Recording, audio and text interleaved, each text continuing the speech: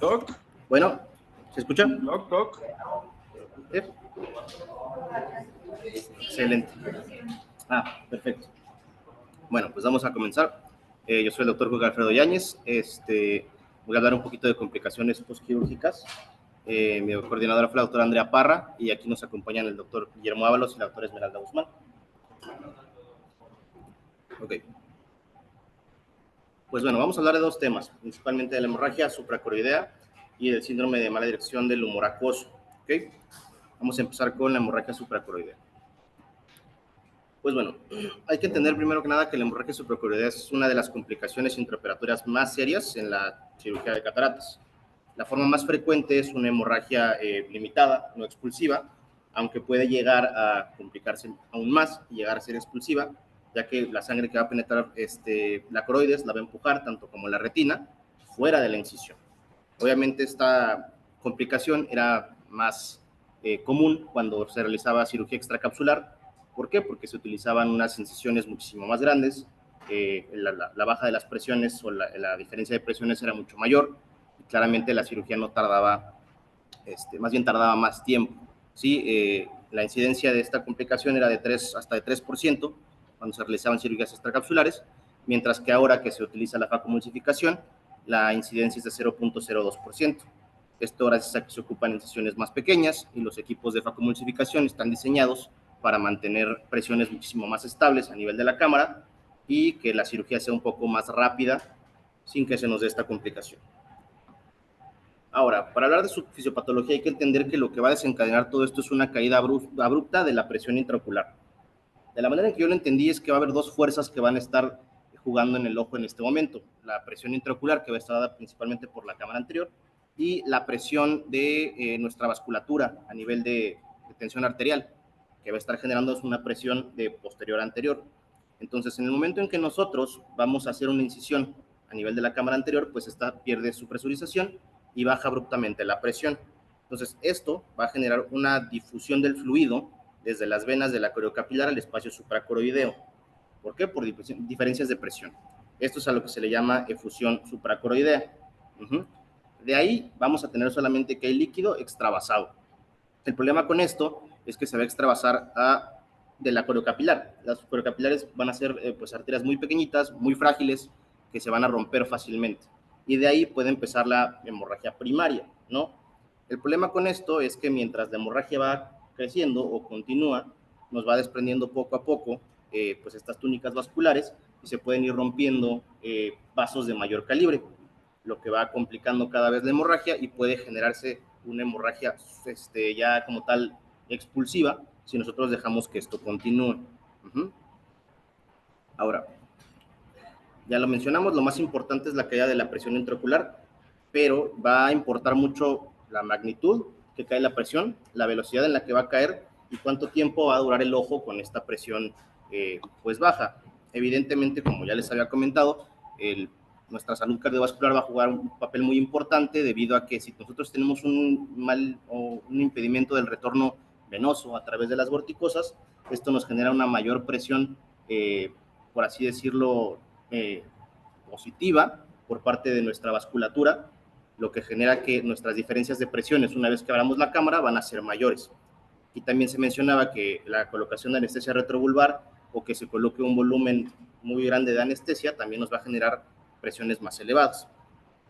Ahora, como tal, para que de una efusión coroidea se nos pueda complicar a una hemorragia expulsiva, pues va a jugar mucho la cantidad de presión que vamos a bajar. No es lo mismo que nosotros tengamos un ojo que estaba con una presión de 10 o de 8 y que de ahí baje abruptamente a un 6, a un 4, a que tengamos un ojo con glaucoma, con una pío elevada, un ojo de 25, de 30 y que nosotros bajemos esa presión de manera abrupta a 5, 4, ¿no?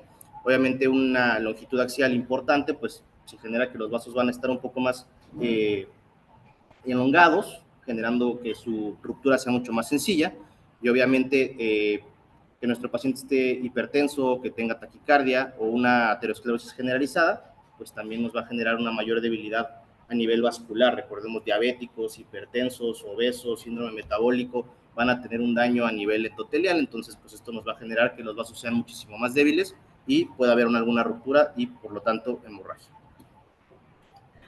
Medidas preventivas para este padecimiento, si es que se puede realizar una facoemulsificación.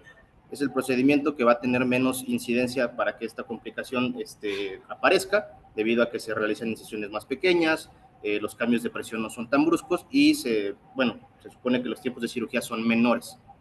Que nuestro paciente entre con una presión intraocular estable, ¿sí? Si tenemos un paciente con glaucoma, manejarlo médicamente antes de la cirugía, en dado caso de que se necesite utilizar algún agente osmótico como el malitol antes de la cirugía, pues que se realice, ¿no? Obviamente, si vamos a utilizar una incisión amplia, si tuvimos que convertir nuestra cirugía en extracapsular o desde el inicio se planeó una extracapsular, cerrar las incisiones lo más pronto posible y obviamente siempre tener un buen control pues de nuestro paciente en el momento en que entra al quirófano, evitar que esté hipertenso, evitar que esté taquicárdico. Pues nuestro cuadro clínico, inicialmente el paciente va a tener un dolor severo, súbito, que va a tener un mal manejo una vez que reapliquemos anestesia. Obviamente va a haber un movimiento excesivo del iris, incluso prolapso a través de las incisiones.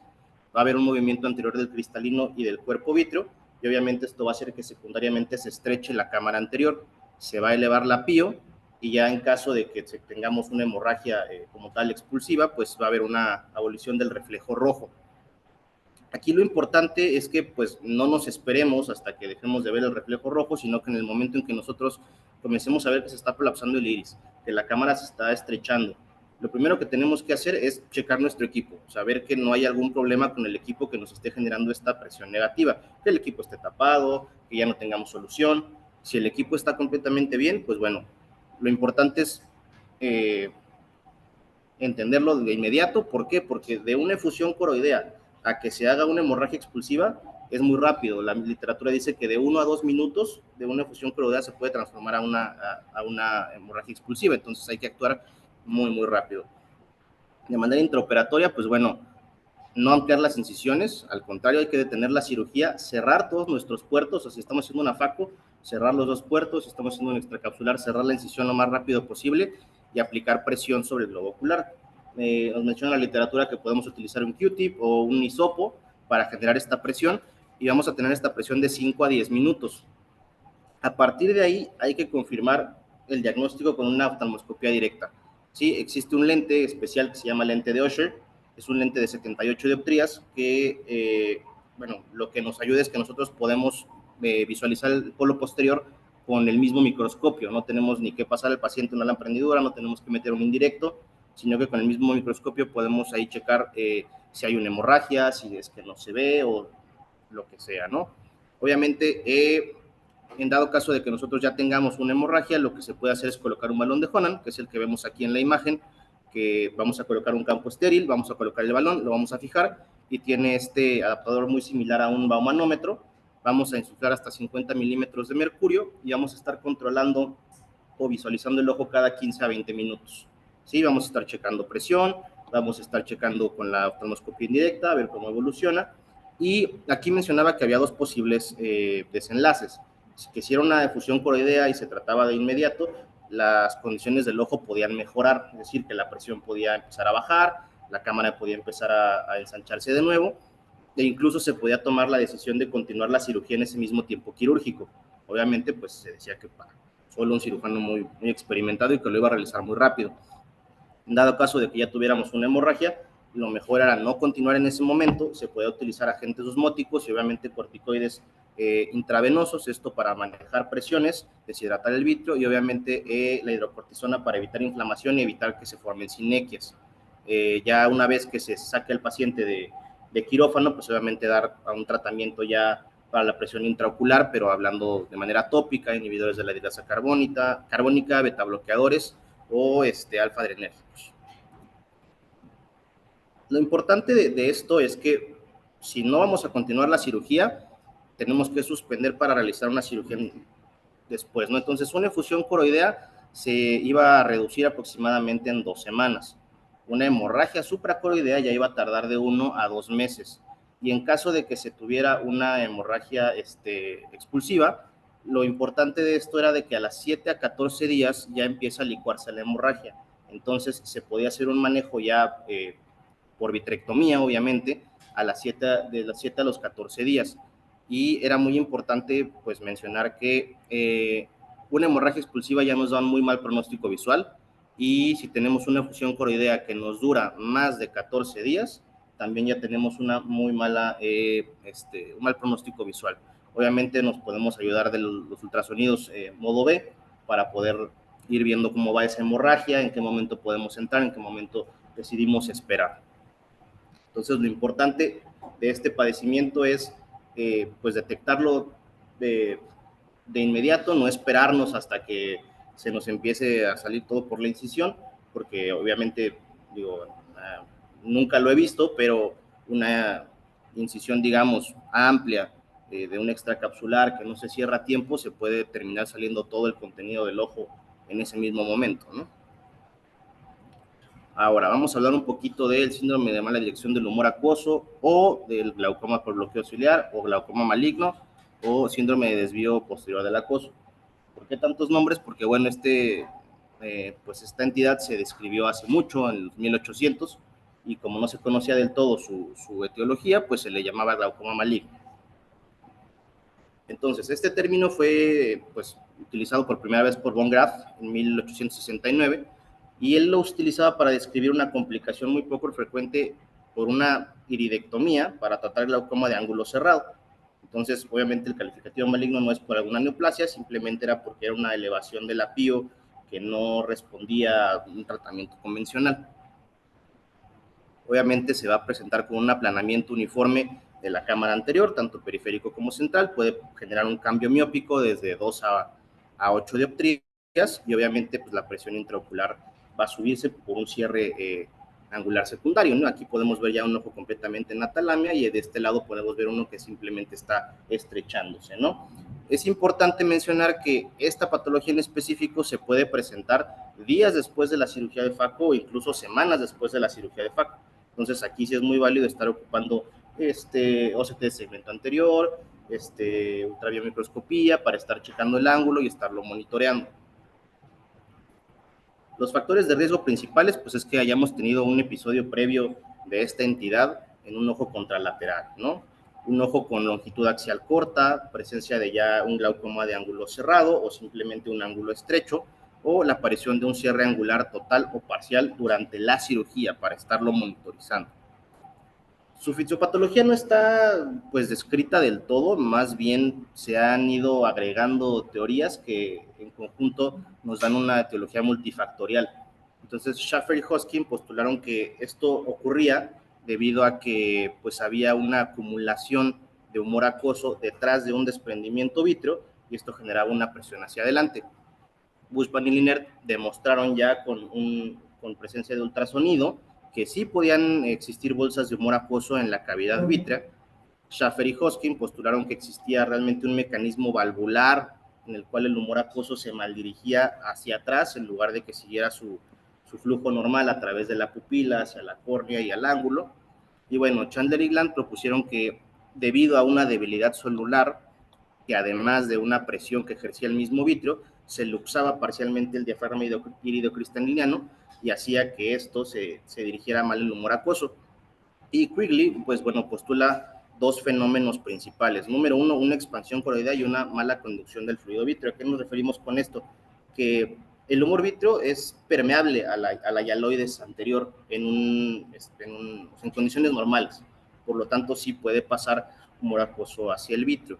Pero ¿qué era lo que pasaba? Esto generaba inflamación, una expansión coroidea, y generaba un aumento de presión. Entonces, una vez que se aumentaba esta presión, la hialoides ya no era permeable a ese líquido. Entonces, podía entrar humor acuoso, pero ya no podía salir. Y como la hialoides anterior estaba intacta, pues evidentemente no existía un flujo y claramente nos aumentaba la presión y nos terminaba cerrando las estructuras. Ahora, pues esto es el síndrome de inversión de fluidos, que básicamente es algo muy similar, pero la diferencia entre el síndrome de mala dirección del humor acuoso es que nos va a pasar después de la cirugía, y el dimensión de fluidos nos va a pasar durante la cirugía, ¿no? Aquí los factores de riesgo son una alteración sonular, una mala dilatación pupilar, con lo que pues no vamos a tener una buena visualización de nuestras estructuras, movimientos bruscos del diafragma iridocapsulosonular, una excesiva altura de la botella, rotura capsular, o cataratas hipermaduras. Básicamente lo que puede pasar es que, por ejemplo, aquí se está realizando una hidrodisección y en lugar de que nuestra cánula entre por debajo de la cápsula anterior, está entrando por debajo del iris y por encima de la cápsula. Estamos generando pues una irrigación donde no deberíamos, estamos dañando las ónulas y generando que exista flujo o fluido en la cavidad vítrea. En este caso, pues bueno, tenemos una capsulorhexis que tuvo un vector, ese vector se corrió, y ya sea porque pues, somos inexpertos o porque una pupila muy pequeña, no podemos ver bien hacia dónde se corrió. En el momento en que nosotros creemos que estamos inyectando flujo en nuestra saco capsular, pues resulta que este flujo se está fugando, ¿no? O como lo vemos acá, simplemente por un daño a nivel sonular, la misma irrigación que nosotros estamos ocupando puede terminar en la cavidad vítrea, ¿no? La presentación clínica va a ser muy similar a la hemorragia coroidea, nos va a ocasionar desde dolor hasta ensanchamiento rápido estrechamiento rápido de la cámara anterior y obviamente prolapso de estructuras. Lo importante para manejar esta etiología, pues bueno, suspender primero que nada la entrada de fluidos, suspender la cirugía, hay que cerrar las incisiones y generar presión sobre nuestro globo ocular. Obviamente aquí es muy importante la oftalmoscopía indirecta después de los 5 a 10 minutos de presión inicial. ¿Por qué? Porque no vamos a ver ningún tipo de hemorragia y entonces ya sabemos que podemos hacer de manera intraoperatoria un tratamiento o en dado caso de que no se haya visto nada, se puede manejar posteriormente. Ahorita vamos a hablar un poquito de la maniobra de Chandler y la vitrectomía, que son los tratamientos intraoperatorios, además de la presión, obviamente, que básicamente es esto, la maniobra de Chandler es una vitroaspiración con una jeringa.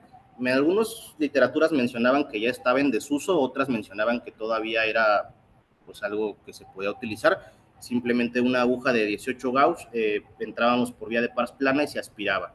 La otra era que utilizáramos una vitrectomía solamente con 2 puertos para nosotros pues absorber todo ese humor acuoso que estaba atrapado en la cavidad vítrea y poder solucionarlo, ¿no? Obviamente, si nosotros ya teníamos esta presentación de la patología días o incluso semanas después de nuestra cirugía, obviamente podíamos utilizar tanto el OCT de polo posterior, la biomicroscopía ultrasónica, para estar midiendo nuestros ángulos, estar viendo la profundidad de la cámara, y obviamente con la ecografía también podríamos ver las bolsas de acuoso, en el vítreo. El tratamiento médico principalmente es utilizar los mediáticos o cicloplégicos, ya sea atropina al 1%, fenilefrina. ¿Por qué? Porque esto nos va a desplazar el diafragma iridocristalineano hacia atrás, lo que va a generar que si se está mal dirigiendo el iris con este desplazamiento, pues ya no esté ocurriendo. Obviamente, pues los supresores del humor acuoso, inhibidores de anhidrasa carbónica, betabloqueadores, alfa enérgicos, corticoides para evitar inflamación y formación de sinequias. En dado caso de que la PIO sea de un control muy difícil, se pueden utilizar agentes osmóticos, y en dado caso de que se tuviera utilizado algún agente miótico durante la cirugía, pues suspenderlo completamente. Se mencionaba que pues después de 5 días de tratamiento, más del 50% de los casos se iban a resolver. En dado caso de que no fuera así, teníamos los siguientes tratamientos. Los tratamientos láser se iban a utilizar con el YAG o la ciclofotocoagulación. El propósito del YAG era obviamente romper cápsula anterior y romper la hialoides posterior, así generando un paso de este mismo flujo de nuevo hacia la cámara anterior, y obviamente la ciclofotocoagulación, pues esto genera una destrucción de los procesos ciliares, disminuyendo la producción de humor acuoso. También se mencionaba que en los casos pseudofáquicos, obviamente, pues la vitrectomía nos iba a solucionar más del 90% de estos casos y que era la opción definitiva, ¿no? Obviamente, las consideraciones para esta patología, pues identificar factores de riesgo para ambos, realizar, en dado caso de que ya hubiéramos tenido una de estas complicaciones, realizar una iridotomía en el ojo contralateral si el ángulo era estrecho o estaba cerrado antes de la intervención quirúrgica, y el uso de mediáticos cicloplégicos postquirúrgicos siempre, ¿no? Para, ya lo habíamos mencionado, correr un poco el diafragma hacia atrás y evitar esta mala dirección del humor acuoso. Y bueno, esto por el momento sería todo de mi parte.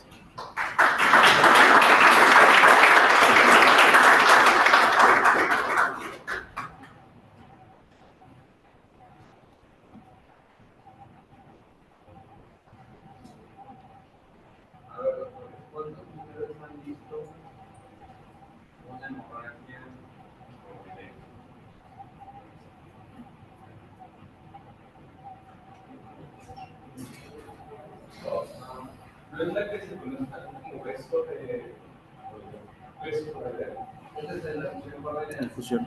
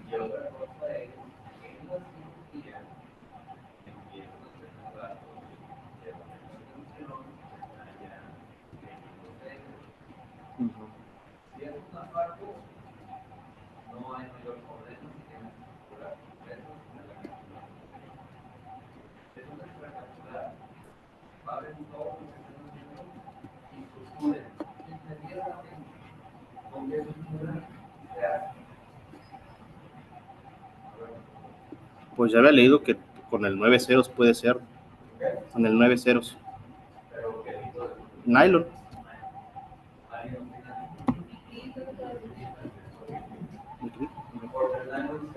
Se puede.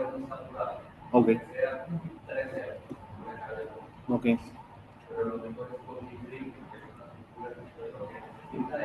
no se rompa. Ok.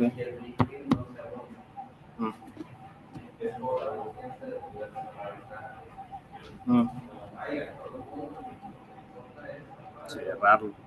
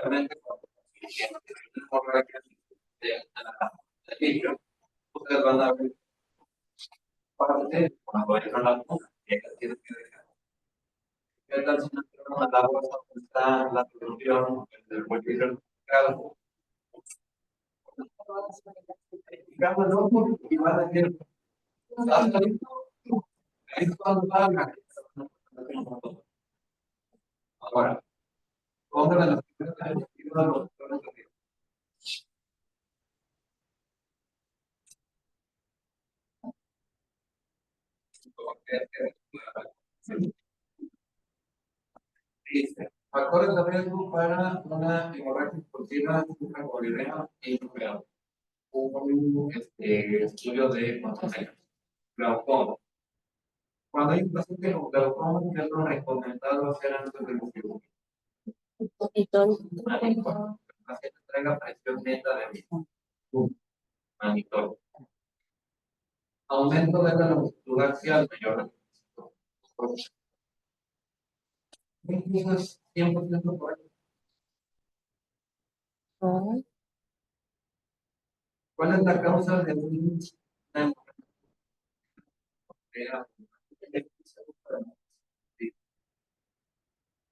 ¿Y en qué tipo de onda se va a tener un cambio brusco de la presión? ¿En un ojo largo?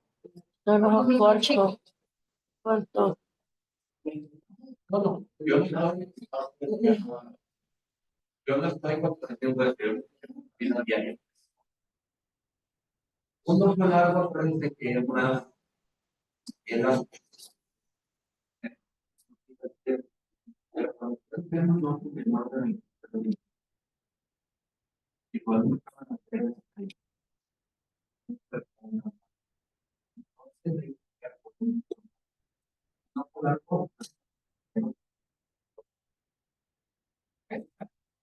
y los un ojo muy largo que no, pero un ojo largo arriba de 27 milímetros no se le pone manitón por cuestiones oculares, porque si no el ojo ya queda muy muy aguadito. Y para hacer el capturado, y cuando estemos haciendo el empaque, tengo que parar la paso, entonces, no se vayan con la idea de que los ojos tienen a los ojos cortos. Todos los ojos polígonos, pero un poco más cortos. Presiones elevadas, todos los pacientes con los ojos involucrados, ¿ok? Un suelo operatorio elevado, ¿no? Yo lo, todos si están combinadas, ya se convertido en una cosa. Y arteriosclerosis generalizada, para esto lo mandan sobre el mismo para que se autorice.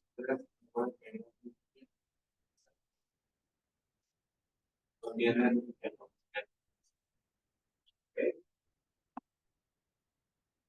¿qué otras dudas quieren tener?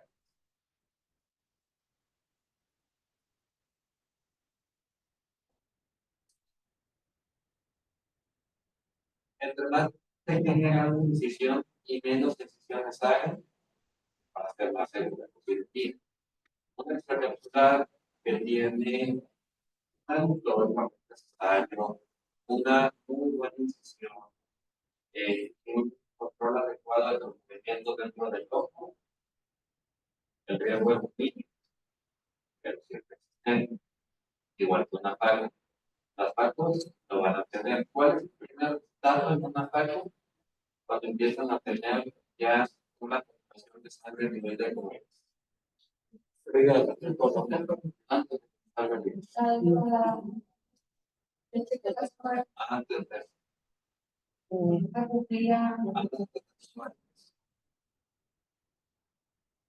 no se pierde el reflejo, van viendo una sombra cómo va avanzando. En este momento paren todo, paren. Lo que el paso que paren. ¿Cómo no, es uno, dos, y esperen. Y le pasan un manicón al paciente y le empiezan a revisar signos vitales y se espera. Se puede esperar el tiempo que ustedes quieren. Chequen el ojo. Si ven que la sombra sigue o que la presión del ojo está elevada, no pasa nada. Una levita,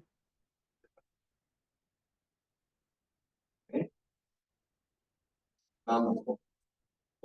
Pensando en eso de las diferentes depresiones, digo, hay diferentes técnicas, ¿no? ¿Usted pensaría entonces en iniciar con la incisión accesoria, que es más chiquita, y abrir un cambio en microdepresiones? ¿O da igual?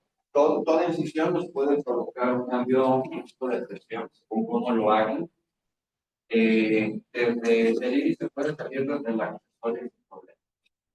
Entonces, si quieres necesitan una preparación quirúrgica. Paciente con riesgo, propio manicol, cierto paciente que tiene un nombre de 21 milímetros, aunque no sea hipertenso ocularmente, ese paciente 2 o 3 días antes le dejamos aleatorio, ya sea media tableta cada 8 horas, una cada 2, una cada 8, y le dejan el semanitol el día de la cirugía, una hora, media hora, y lo meten. Desde el momento que se hace una incisión, hay un plato relacionado con un riesgo mayor desde la primera, llega todo. Y si ustedes utilizan su isótopo, si se nos va el paciente o no está el doctor Gonzalo, pero igual que los comentarios, va a poder identificar que esto le tiende la mano y necesita ejemplo, y por ejemplo se les va el cuchillete, de ahí ya. El cuchillete de 1 milímetro de 15 grados, que es, obviamente, es regular, y hasta el último es donde está el milímetro, no es desde el inicio. Según la técnica que hagan, según los instrumentos es que tanto van a entender. Tampoco necesitan meter todo para meter cálculas, porque lo metan a la mitad o 3/4, tienen el espacio mínimo, pero si quieren ir confiados, todo, utilizan una lanceta de alto, que es un poco más cara, pero pues esa es la que entra y está bien. Que le llaman tienen que manejar antes de enviar las familias.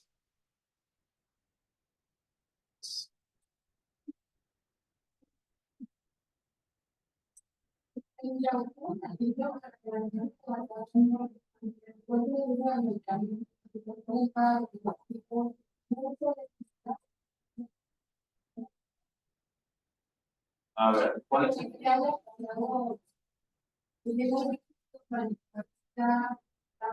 allá siguiente? Pues lo checo, ok.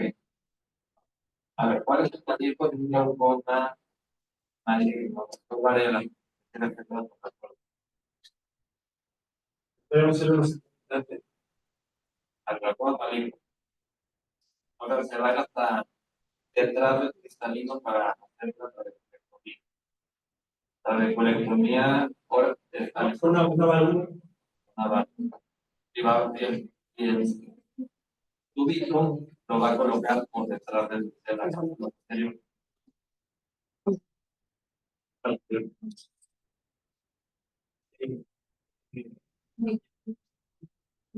Doctora de Sora, manriza de glaucoma maligno. La extraña toda la gente que no estuvo y los caras.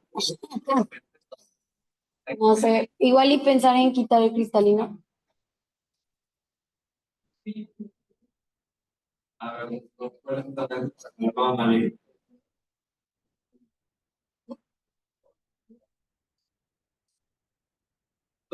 ¿Qué es el glaucoma maligno? El año pasado tuvieron un ciclo de glaucoma. ¿Es el glaucoma maligno? O sea, es un glaucoma que no un glaucoma rebelde. Qué malo es. Pero, o sea, no a la terapia tópico, que ahora, que obviamente ya vemos, todo eso. ¿Alguien tiene alguna otra definición que lo pueda manejar?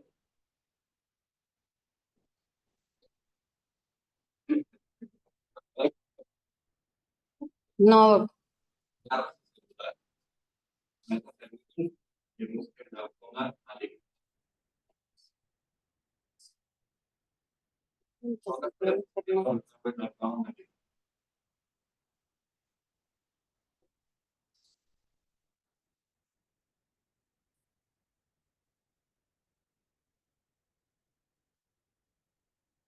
tratamiento de la cámara anterior.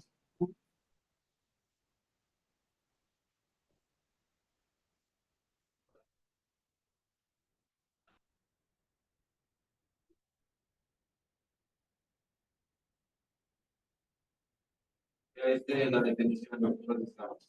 Es una variedad de glaucoma secundario caracterizado por elevación de la presión intraocular por estrechamiento de la cámara anterior. Ya saben hacia dónde se va el rato. Cámara anterior.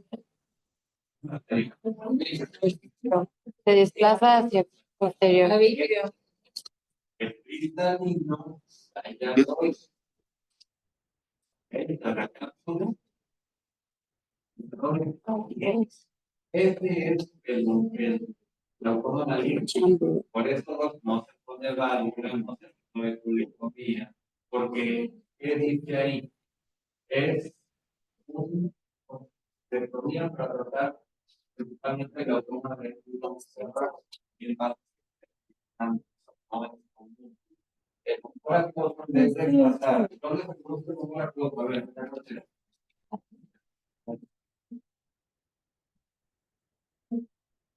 ¿puedo seguir? Hacia dónde pasa.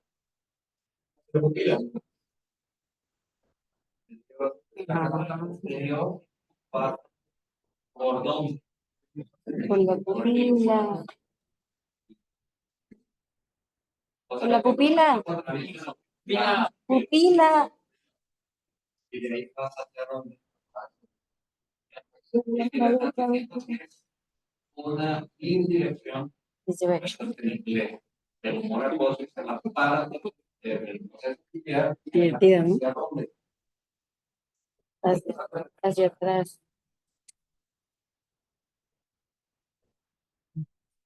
Y no sé, ¿cómo la imagen? Ah,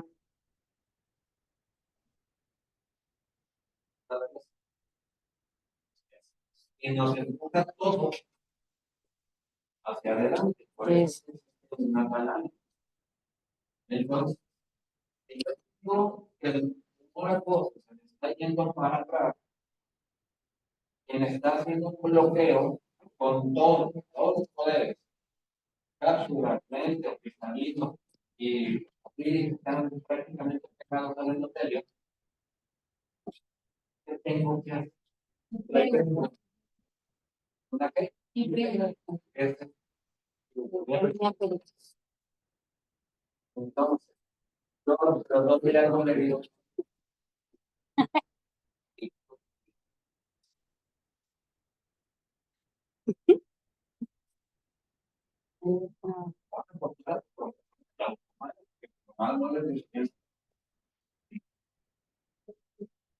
¿qué hacen para quitar la acumulación de humor acuoso?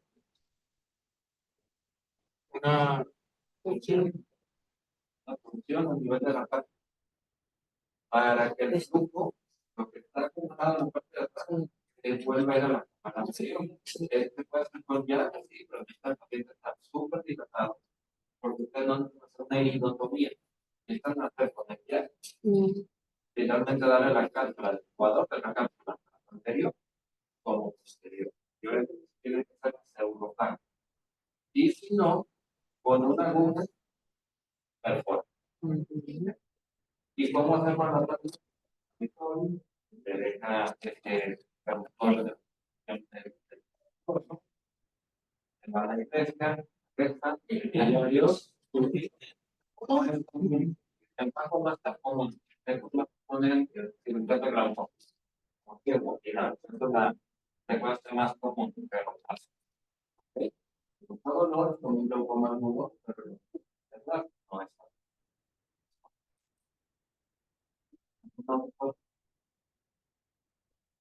Muy bien. Bueno, vamos a hacer la lista para los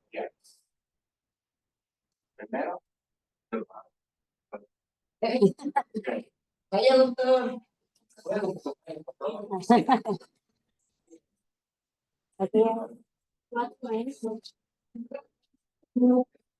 4 años.